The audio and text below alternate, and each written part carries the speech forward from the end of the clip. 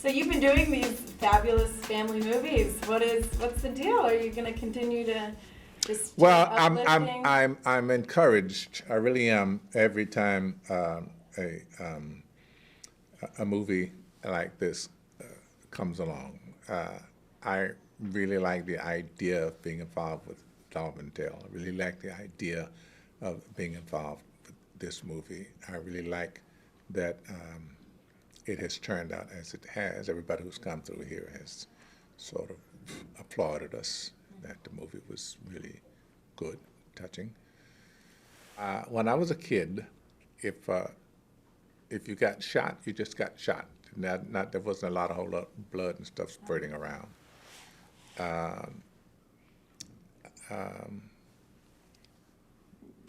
There was not so much attention paid to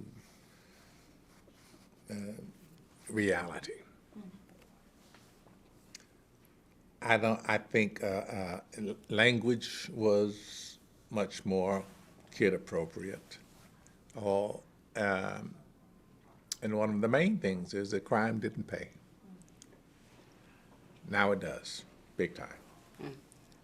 So we, I think very often are not aware that in telling these visual stories as we are, that we're influencing our young in very negative ways sometimes. So to do a movie that has a more positive aspect to it, particularly as it applies to the young, I think we sort of have an obligation there. So, I don't want to sound too holy here, but No, I totally agree. And you wear the white hat. yeah, because when the shooting started, I think it's important to know the good guys from the bad guys. Right? That's how it was. That's how it was. So how come your character loses imagination?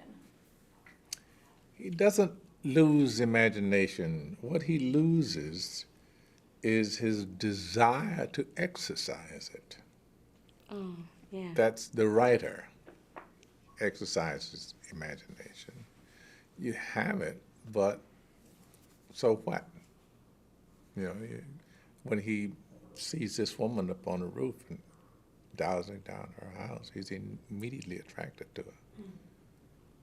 She's gorgeous. He keeps looking, but he's wounded and confined to a wheelchair.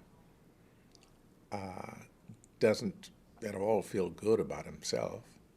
So there's no way he would ever, well, eventually he does, imagine that he could have any kind of relationship with her.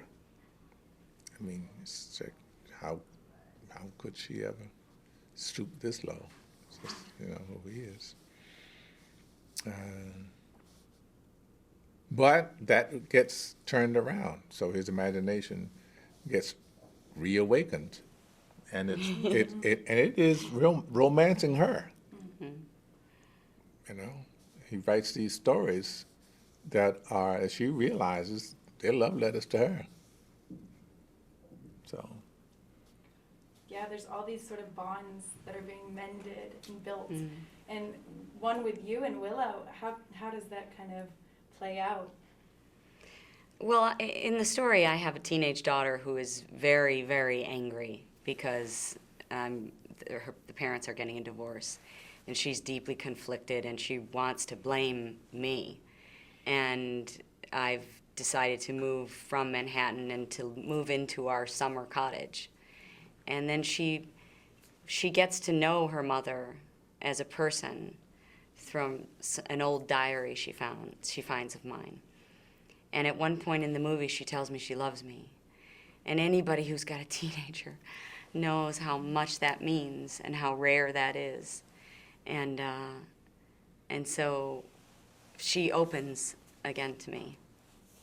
It's very sweet. It's a very good moment, yeah. A very sweet bond. So what is it that really inspires you about the family? that brings That you?